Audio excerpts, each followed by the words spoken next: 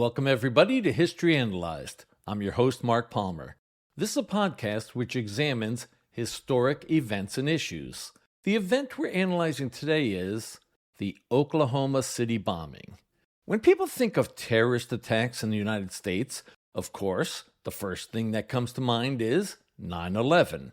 That became the common shorthand term for the tragedy that occurred on September 11, 2001, when Middle Eastern terrorists flew commercial jets into the Twin Towers of the World Trade Center in New York City, as well as the Pentagon outside of Washington, D.C., and crashed a plane in Pennsylvania. 2,977 victims died in the 9/11 terrorist attacks. That does not include the 19 hijackers. It's considered the worst act of terrorism in U.S. history.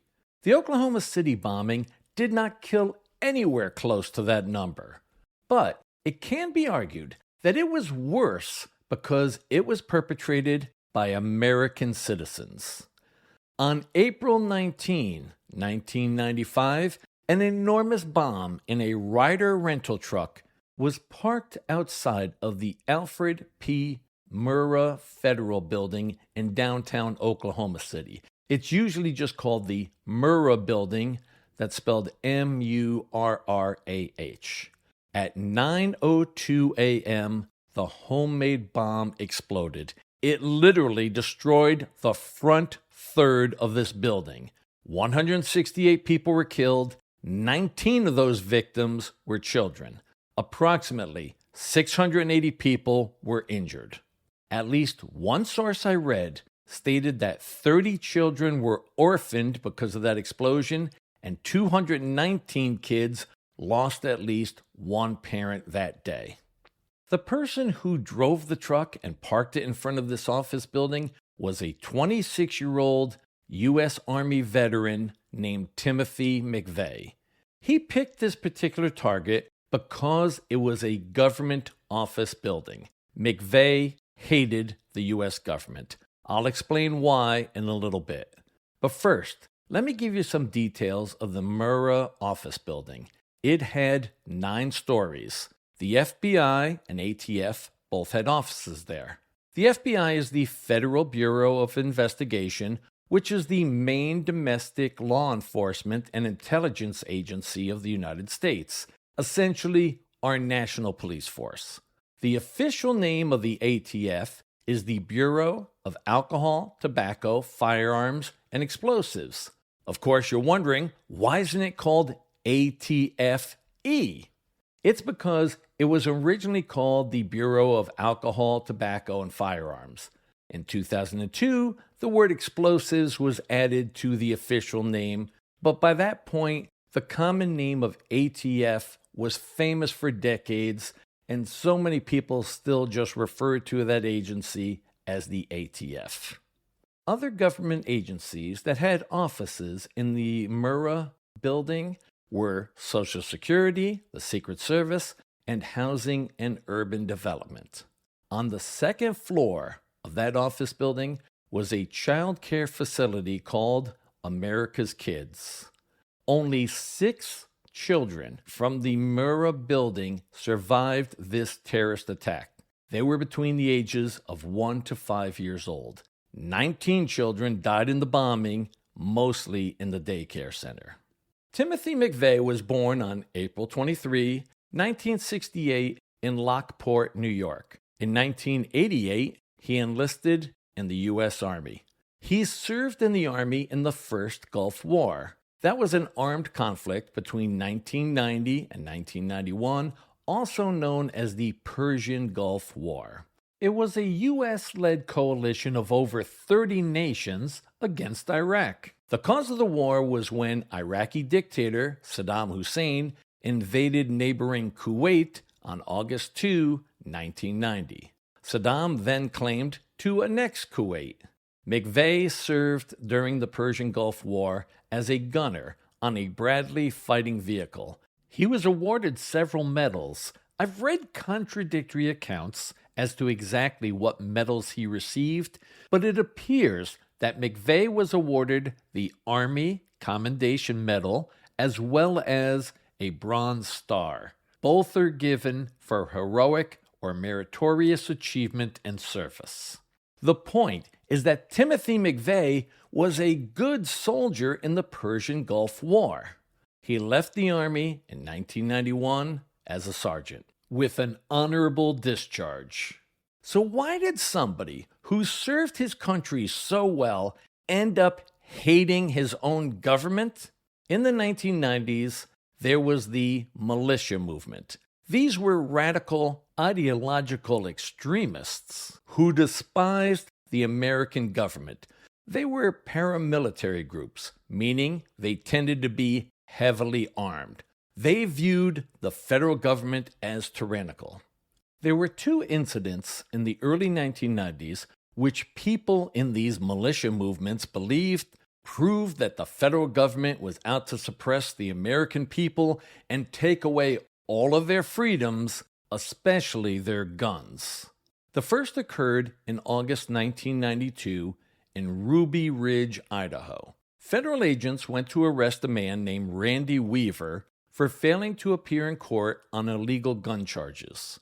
There ended up being a shootout as well as a siege around his home. Weaver's wife and son were killed, along with a federal agent. The second incident occurred in 1993. ATF, the Bureau of Alcohol, Tobacco, Firearms, and Explosives, was investigating a man named David Koresh. He was the leader of a religious group called the Branch Davidians. That group lived outside of Waco, Texas, in a large, multi-purpose main wooden building which included living quarters and a kitchen, and there were also nearby auxiliary structures. ATF's investigation showed that the Branch Davidians accumulated 136 firearms, including assault rifles and handguns, over 700 magazines for those firearms, over 200,000 rounds of ammunition, 110 upper and lower receivers for AR-15 or M16 military rifles, grenade launcher attachments for AR-15 or M16 military rifles, over 400 empty M31 rifle grenades, along with black powder and other explosive chemicals. On February 28, 1993, ATF agents arrived at the Branch Davidians compound with a search warrant. That's a court order allowing law enforcement to inspect the specified place. As the ATF agents approached the main building, shots were fired from within that residence. A 2.5-hour-long gunfight ensued. 4 ATF agents were killed and 20 wounded. After that, there was a 51-day standoff with federal agents surrounding the Branch Davidians compound. On April 19, 1993, federal agents tried to force the Branch Davidians out of the main building using tear gas. In response, the Branch Davidians set fire to their own home. Some people claim that the fires were caused by the federal government. Approximately 76 residents, I've read differing figures, were killed from smoke inhalation, burns, or gunshots. Many of the fatal gunshot wounds were apparently inflicted by fellow Branch Davidian members. According to the FBI, the fire, as well as the shootings of other Branch Davidian members, was a cult decision to commit mass suicide rather than surrender. 9 people escaped the fire and were arrested. 8 of those members were later convicted in federal court on various firearms and/or other charges. Included in the dead were 25 to 28 children, along with the leader, David Koresh. Since that time, people have debated whether the federal government was right to use tear gas on April 19, 1993. Here's a quote from the Department of Justice website. Historical evidence suggested that Koresh had engaged in child physical and sexual abuse over a long period of time prior to the ATF shootout on February 28. This evidence was insufficient to establish probable cause to indict or proof beyond a reasonable doubt to convict, but it was sufficient to be relevant to the decision-making process involving the proposed tear gas plan. And here's another quote from that same page on the Department of Justice website. The issue of child abuse represented only one of many factors that influenced the Attorney General in her decision to approve the tear gas plan. No single factor was determinative. The Attorney General was more influenced by other significant issues, such as the difficulty in maintaining perimeter security at the compound, the unanimous conclusion of the negotiators and the experts that Koresh was not coming out, the Davidians' plentiful food and water supply, the deteriorating sanitary conditions inside the compound, the safety precautions included in the tear gas plan, and the unanimous agreement of her top advisors in the Justice Department and the FBI that the tear gas plan represented the only viable option left for the government. Ultimately, it made no difference whether the children were undergoing contemporaneous abuse because the environment inside the compound was intolerable for children in any event. I remember this standoff with the Branch Davidians outside of Waco, Texas, and I vividly recall how the country was very divided as to whether or not the federal authorities acted properly or recklessly.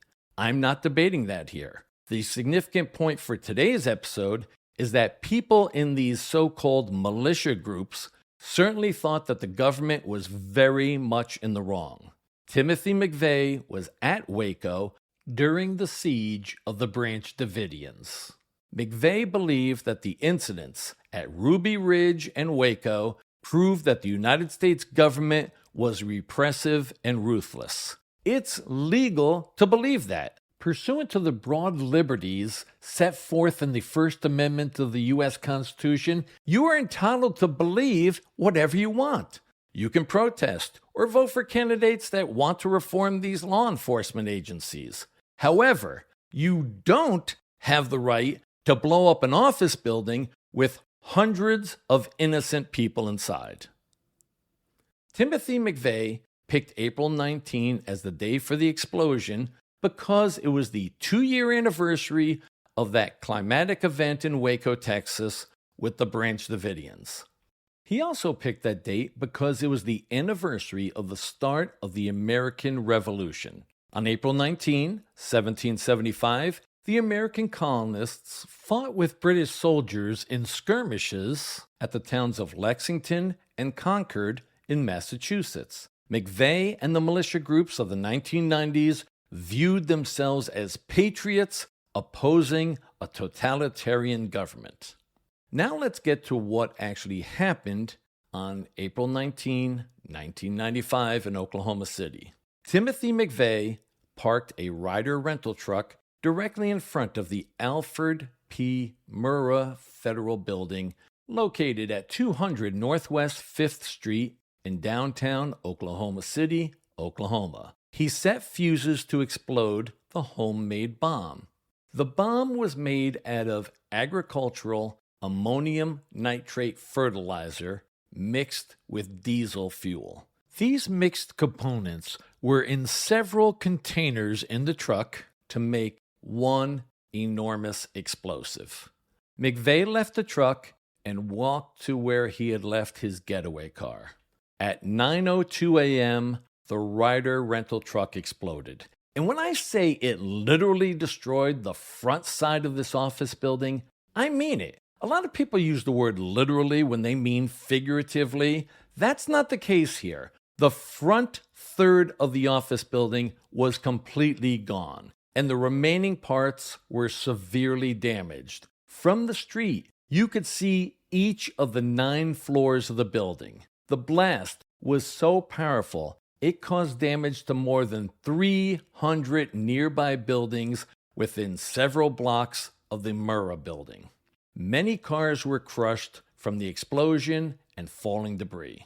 First responders came to the scene to try to save whomever they could. Do you realize how brave these men and women were? They didn't know if the building was going to remain standing. They also didn't know if the perpetrator had left a second bomb. Yet these people went in to try to find and help any survivors. To demonstrate the danger to these first responders, a nurse named Rebecca Needham Anderson was hit by a piece of fallen concrete as she was going through the building looking for survivors. She was hospitalized but died 4 days later on April 23, 1995. She is counted as one of the 168 fatalities of the Oklahoma City bombing. She was a true hero. A woman named Amy Petty, now known by her married name, Amy Downs, was buried alive in the debris. It took around 6.5 hours before the rescue people could get her out from the concrete and other rubble on top of her. At one point, there was a false report of a second bomb. A member of the bomb squad spotted an anti-tank rocket on one of the floors. At least he could see a box that appeared to be containing such a missile. The people in charge ordered all rescue and medical personnel to leave the area. The expert from the bomb squad used a ladder to go up to what was left of the 8th floor to retrieve the box with the rocket. It was taken away to a safe location, and that's when it was discovered that this was a fake device that was going to be used by the ATF in a sting operation to catch criminals. It was not an actual explosive device. That was the good news. The bad news was that this delayed rescue and medical people from helping any individuals still stuck in the remains of the Murrah building. Now let's discuss the investigation into who perpetrated this horrendous mass murder. The first general suspects were Middle Eastern terrorists. That was because of the recent terrorist attack at the World Trade Center. And right now, some of you are thinking, what is he talking about? The destruction of the Twin Towers on 9/11 occurred 6 years after this event. That is true. But in 1993, there was a terrorist plot in the garage below the Twin Towers in New York City. On February 26, 1993, at about noon, there was a giant explosion in the parking garage underneath the World Trade Center in Lower Manhattan. 6 people were killed, approximately 1,000 were injured, some very badly. This was the first instance of a major Middle Eastern terrorist attack in the United States.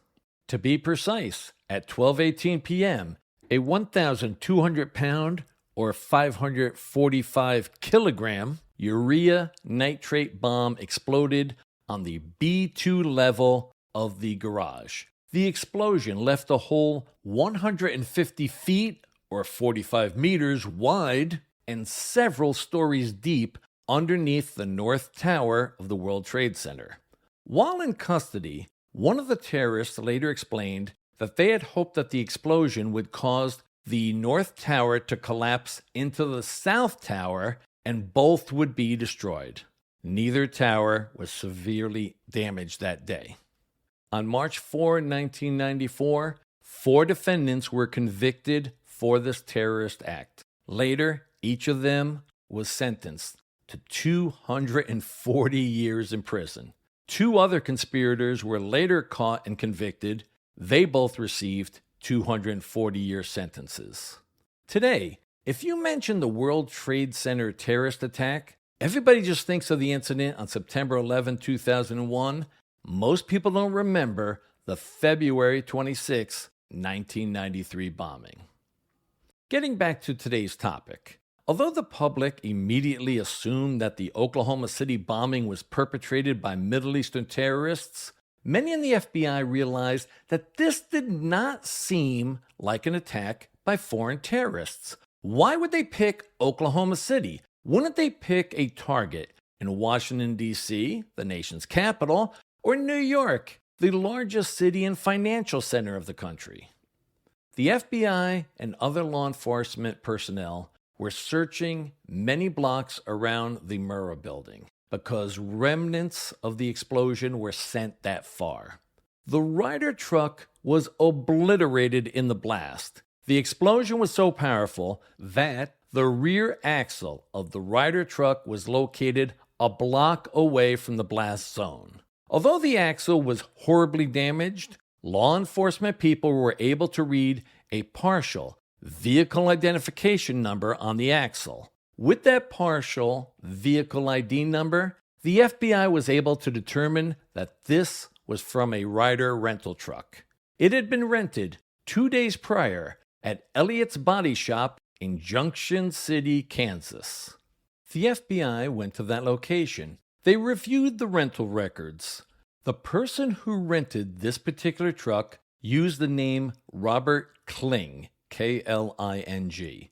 That turned out to be a false name, but they got a physical description of the renter and sent out a composite drawing of the suspect.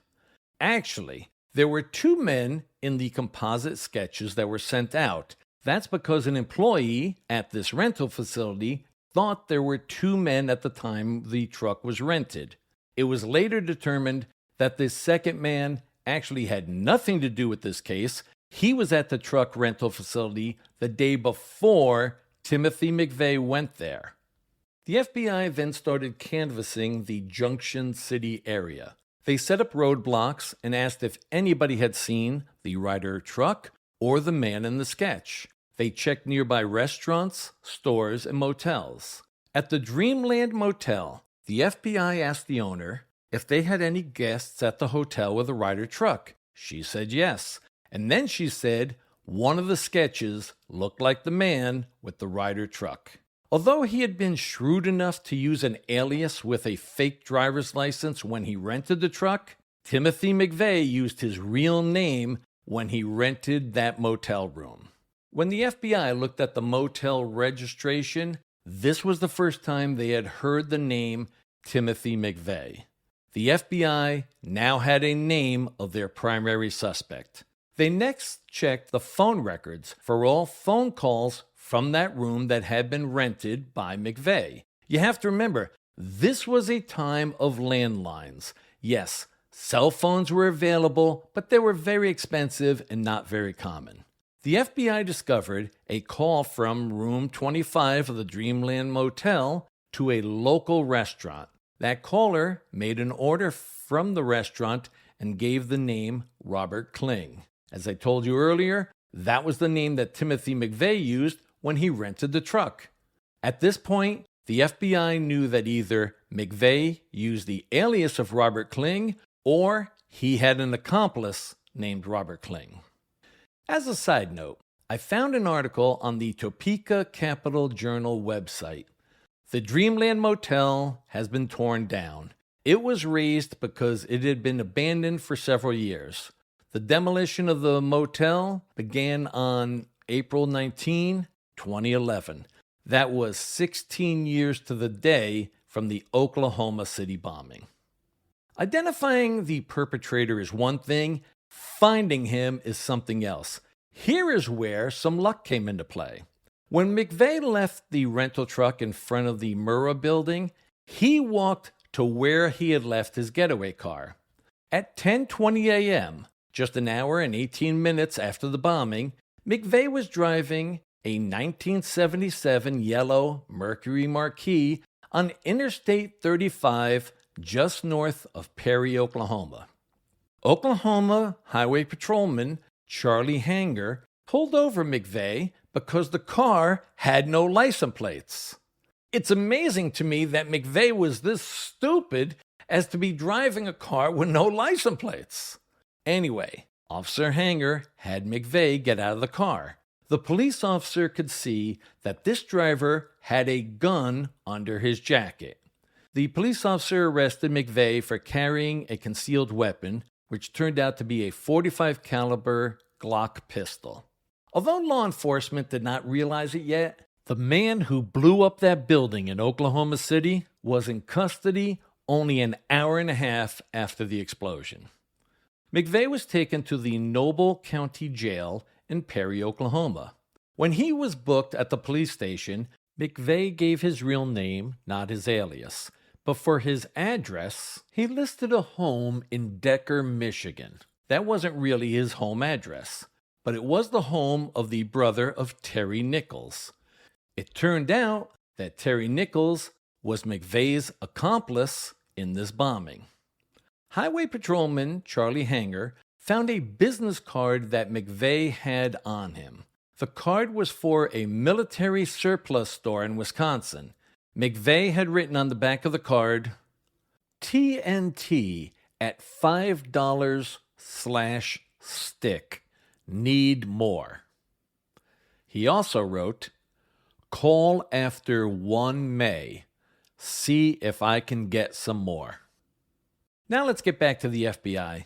They did a computer search to see if Timothy McVeigh had ever been arrested. On April 21, 2 days after the bombing, the computer search gave good news. The FBI agents were surprised and delighted to find out that Timothy McVeigh was already in custody on an unrelated charge.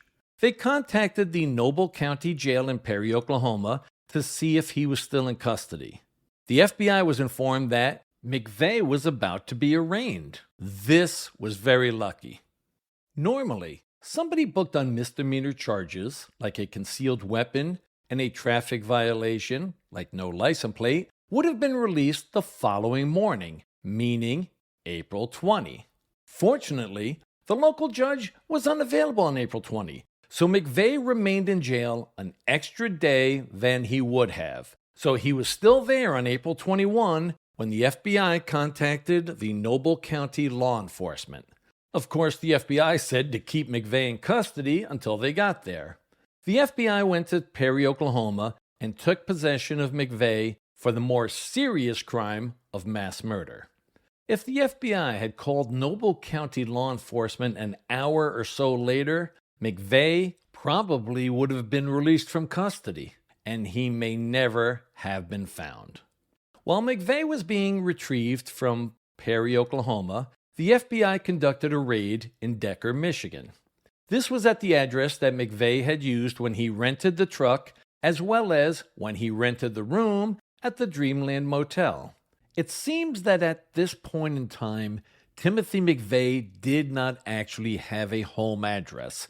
He wandered around the country, staying in motels or staying with friends. One of those homes was the farmhouse in Decker, Michigan. That farmhouse was owned by a man named James Nichols. James had a brother named Terry. The Nichols brothers shared the anti-government sentiments of Timothy McVeigh. When the FBI went into that house in Decker, Michigan, nobody was there. So they searched the home. James was later found and taken into custody, but he was shortly released after an investigation discovered that he apparently had no connection with the Oklahoma City bombing. For a time, McVeigh lived in that house in Decker, Michigan. The FBI soon discovered that Terry Nichols became friends with Timothy McVeigh when they both served in the U.S. Army. The priority now was to find Terry Nichols. The FBI tracked down his ex-wife. She informed the federal agents that Terry was living in Harrington, Kansas. I just measured on Google Maps. The town of Harrington is about 28 miles or 45 kilometers from Junction City, Kansas. That's the town where the Ryder truck had been rented. Terry Nichols heard on the news that law enforcement was looking for him. Amazingly, he turned himself in at the local police department in Harrington, Kansas. The FBI searched the Kansas home of Terry Nichols. They found blasting caps and a receipt for 2,000 pounds of ammonium nitrate.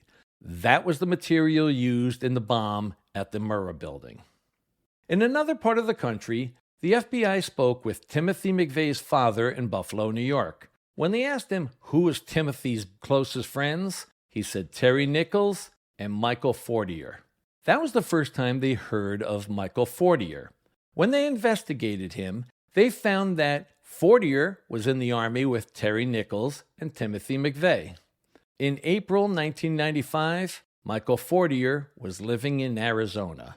And like his buddies McVeigh and Nichols, Fortier also was very anti-federal government. Michael Fortier was questioned by the FBI. They discovered that McVeigh lived with Michael and his wife Lori a few months before the bombing in Oklahoma City.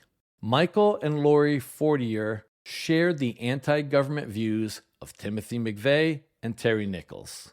A search of the trailer where Michael and Lori Fortier lived found more than 100 detonators. At the home of Terry Nichols, law enforcement found a prepaid telephone calling card. For those of you who are too young to remember, long-distance telephone calls used to be very expensive. In the 1990s, you could buy these prepaid telephone calling cards to use when you made a long-distance call from a home landline or a payphone. Remember, this was a time of landlines. Cell phones existed, but they were very few and far between. Payphones were still everywhere and widely used. These conspirators thought that using a prepaid calling card allowed them to use public payphones and hide their calls and identities. However, the FBI traced the records for this particular prepaid phone card. It showed all of the locations when McVeigh and Nichols traveled around the country to purchase components for the bomb. The phone card records also showed that it was not a giant organization involved in this heinous crime. It was primarily Timothy McVeigh and Terry Nichols. In criminal prosecutions, it is sometimes necessary to make a deal for a lighter sentence with one of the accomplices to ensure convictions of the other conspirators that are considered the most culpable. The authorities decided to make such a deal with Michael Fortier. This guy was a true believer in his insane cause. One of the FBI agents recalled Fortier later saying to him, "You don't understand. We're at war."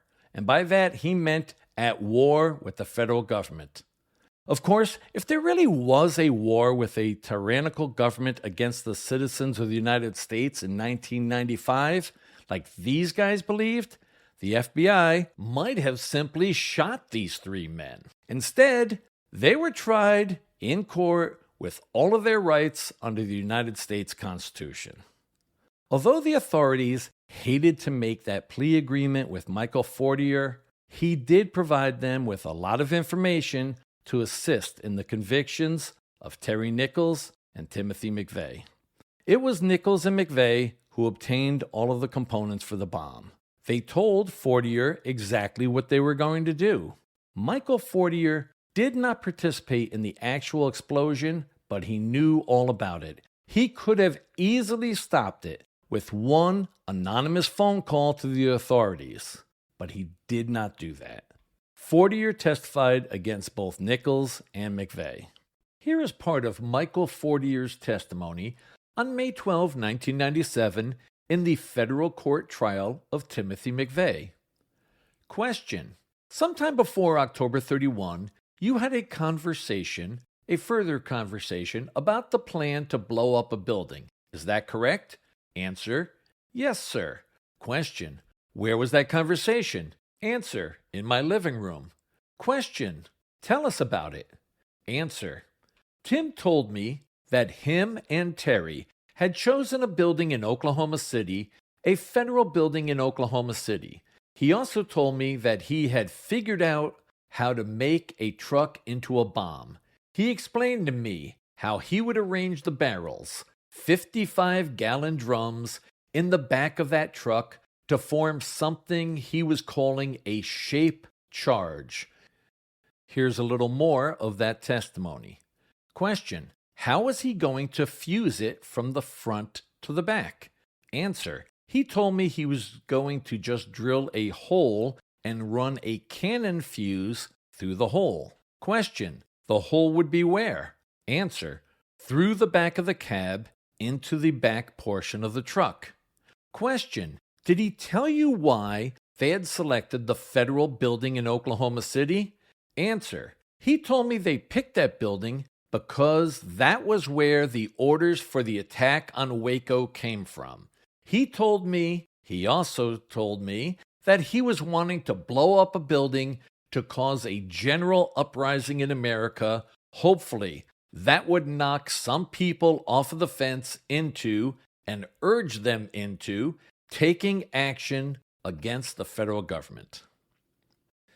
Here's some more of Michael Fortier's testimony. Question: did you have any discussion about the deaths that such a bomb would cause? Answer: I asked him about that right as he said that. I said, what about all the people? And he explained to me, using the terms from the movie Star Wars, he explained to me that he considered all those people to be as if they were the stormtroopers in the movie Star Wars. They may be individually innocent, but because they are part of the evil empire, they were guilty by association. Question: did he tell you how he intended to acquire the materials for this bomb, other than the explosives, obviously? Answer: he told me that him and Terry had already bought some ammonium nitrate. And here's one last bit of Michael Fortier's testimony. Question: did you have any discussion with him as to when this bombing would occur? Not the time of day, but the date.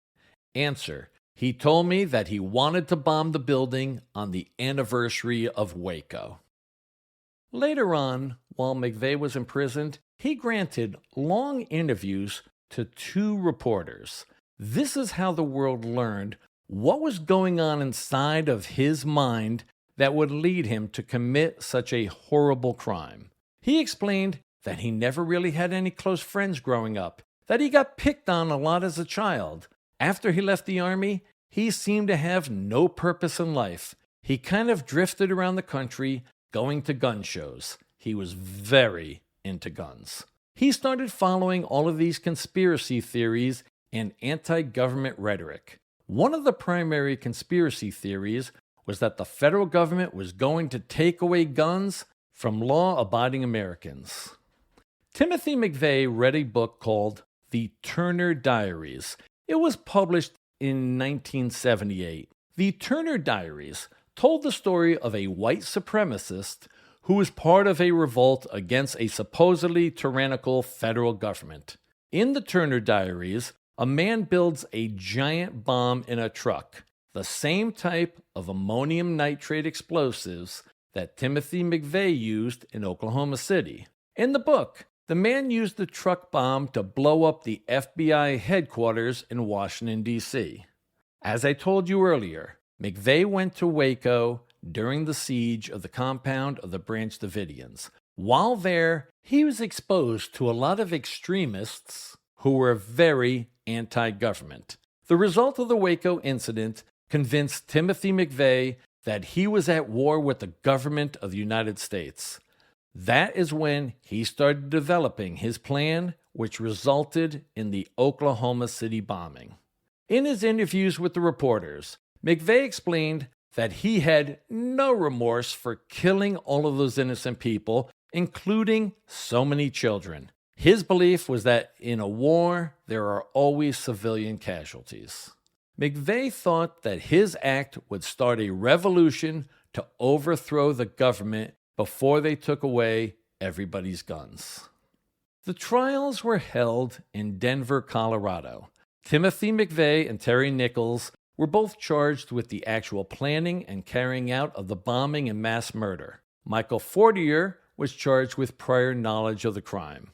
Fortier testified against both of his friends.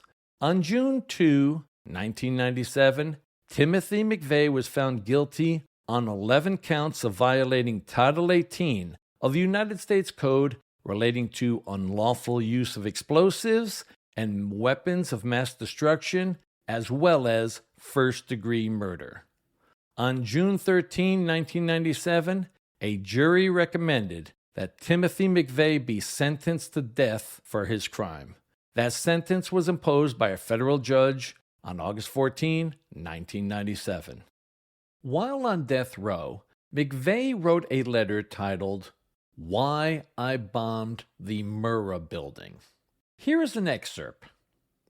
"I chose to bomb a federal building because such an action served more purposes than other options. Foremost, the bombing was a retaliatory strike, a counterattack for the cumulative raids and subsequent violence and damage that federal agents had participated in over the preceding years, including but not limited to Waco.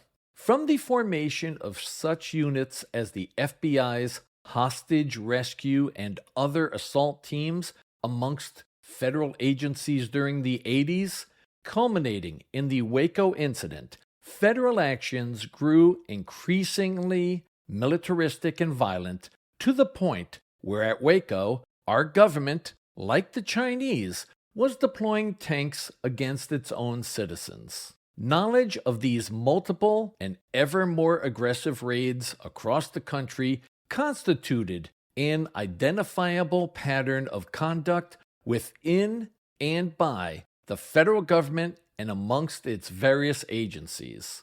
For all intents and purposes, federal agents had become soldiers, using military training, tactics, techniques, equipment, language, dress, organization, and mindset, and they were escalating their behavior. Therefore, this bombing was meant as a preemptive or proactive strike against these forces and their command and control centers within the federal building. McVeigh was executed on June 11, 2001 by lethal injection at the U.S. Penitentiary in Terre Haute, Indiana. He was the first federal prisoner to be put to death since 1963. He was 33 years old. Michael Fortier pled guilty to failing to alert authorities of the Oklahoma City bombing. He was sentenced to 12 years in prison and ordered to pay $200,000 in fines. He was released from prison on January 20, 2006, after serving less than 11 years. Lori Fortier, Michael's wife, was not prosecuted. She testified against McVeigh and Nichols. She was granted complete immunity for her testimony. She testified that McVeigh ordered a blank fake driver's license through the mail. McVeigh used a typewriter at the Fortier's home to fill in the fake driver's license. He then used the clothing iron belonging to the Fortiers to laminate the fake ID. I've read conflicting reports, but it appears that after Michael's release, he and his wife Lori, along with their 2 children, were placed into the Witness Protection Program. That means they were given new identities and relocated. In 1998, Terry Nichols was convicted in federal court on federal bombing charges. He was sentenced to life without parole. He was also given a 48-year sentence for his conviction on 8 counts of involuntary manslaughter to be served concurrently. In 2004, Nichols was convicted in state court for first-degree murder. In state court, Nichols was sentenced to 161 consecutive life sentences. This was on top of the life without parole for the federal charges. In both the federal trial and the state court trial, the jurors were unable to reach a unanimous decision regarding the death penalty for Terry Nichols. That is why, as far as I can verify, as of August 2026, Terry Nichols is still alive at the federal Supermax prison in Florence, Colorado. The remains of the Alfred P. Murrah Federal Building were demolished on May 23, 1995, a little over a month after the domestic terrorist attack. If you go to that location today, you will find the Oklahoma City National Memorial and Museum, featuring the outdoor symbolic memorial and the field of empty chairs.